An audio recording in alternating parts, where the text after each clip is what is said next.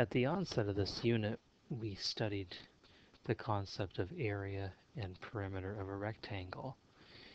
We moved on from there and we looked at specific problems where we were given a fixed length of fencing, so that is a fixed perimeter, and asked to determine the rectangle that gave maximum area. There were other cases too where we were given the area and then asked to find the dimensions that gave us the minimum perimeter. So we did a lot of that work by hand by constructing our own tables and looking at some algebraic reasoning behind finding those answers. But you need to know that there can be an easier way of doing these types of problems. And most certainly as we move forward in looking at surface area and volumes of three-dimensional figures, spreadsheets, much like Microsoft Excel, are going to become increasingly more important, not only for organizing, but for quickly coming up with answers. Okay, so let's get started with this question. The first thing you'll want to do when you're creating a spreadsheet is to use a particular program that you're comfortable with. One that I often use is Microsoft Excel. So under the Start menu, or on the desktop under the Math menu, you'll find Excel 2010. Once that program is opened, what you'll want to do is take note of the problem that's here and then begin to set up some column headings. So let's have a look at the questions which we have here. Part A says, for a three-sided rectangular balcony with an area of 32 square feet, what is the smallest perimeter possible? Okay, so let's get started with setting up our spreadsheet.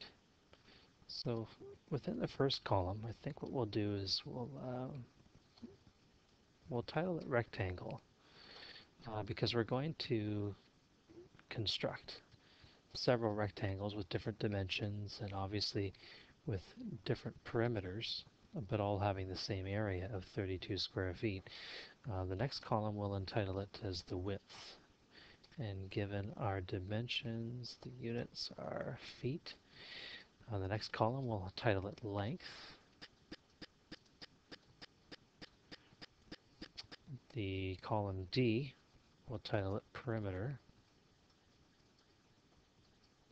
And lastly, the final column will be our area, which is in square feet. Okay. Now with that all set in place, what we'll do is we'll begin numbering the rectangles that we're going to construct. We're not sure exactly how many we're going to work with right now, but let's start with one.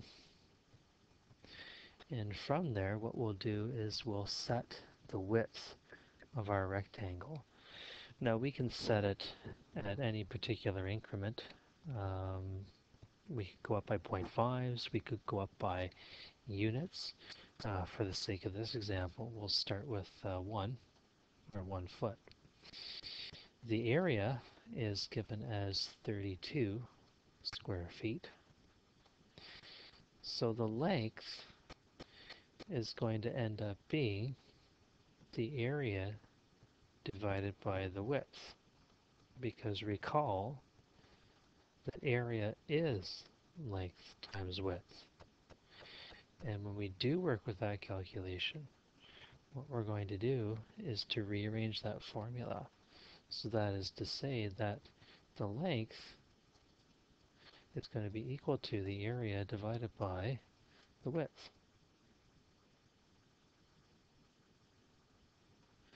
So in this column, that is column C, we're going to enter an equal sign. And when you enter an equal sign, you're telling the program that you're going to do a calculation. So you're going to enter a formula that's going to do some kind of a calculation that will give you a number as an answer. So we're going to specify the area, which is going to be in column E. Now we could enter column E, cell number 2. And you can see how it references that column and cell number. What I'm going to do at this point in time is I'm going to, hope you can see how it did take on that value, so I'm going to alter the formula that's there. And for reasons that I'll mention in a few moments. So just adding those two dollar signs around the E will have an effect later on. The perimeter of our rectangle is going to be determined as you can see it over here, for a three-sided enclosure, the perimeter is double the width plus the length. So over here, we'd like to double the width. So we're going to take 2 times, so use an asterisk for multiplication, and we're going to reference the width. So that's column B, cell number 2. To that, we're going to add 1 length. So we're going to add C2. So you can see how these two cells are being highlighted right now. By hitting enter, I'm going to come up with the perimeter. So before you move any further, we should take a moment just to stop and see if this makes sense. So if I take one length of 32 and I add 2 ones, I should get a perimeter of 34. And the width times the length gives us an area of 32 square feet. So that's correct.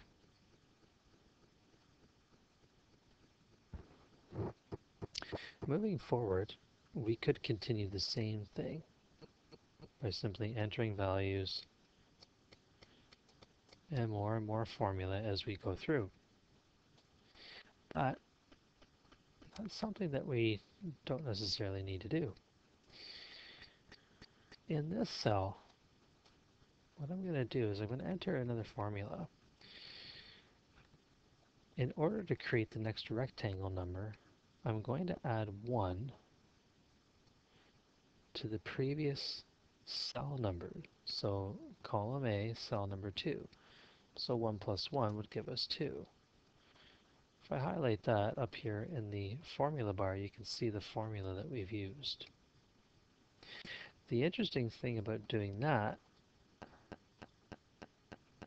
appears as though I have a slight error here. I'm just going to correct that. The neat thing about that is that if I take my cursor and I bring it over to the corner, you'll see how it changes to a set of crosshairs. If I click and I drag that down, once I release, you'll notice that the column fills in instantaneously. So no work has to be done. Now have a look at the formulas as we make our way through. So here's the formula bar. Let's have a look at the formulas as we move our way through.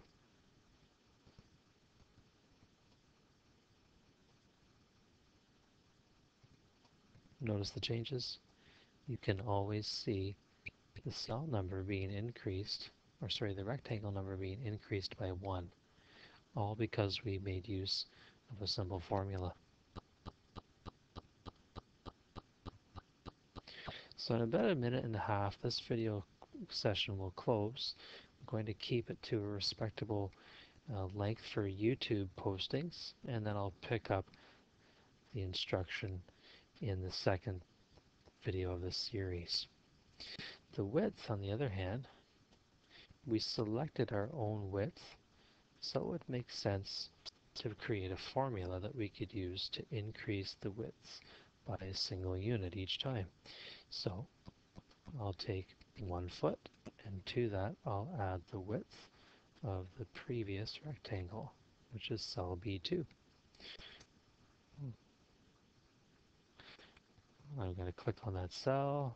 I'm going to click on the corner, drag down, and fill in the cells. And you can see that the widths are also being increased by 1. At this point in time, if you ever feel as though you're not understanding or are not certain that you've got the right formulas, you can come up to the Formula tab and make your way over here to where it says Show Formulas. By clicking on that, you can verify the formulas that you have. That is to see if they are correct or not. Okay? In some cases, it is a great way to spot errors. In order to turn them off, simply click on Show Formulas and bring your self back to the home menu in order to use some other functions. So based on our time now, we'll end this particular video and we'll pick it up again with part 2.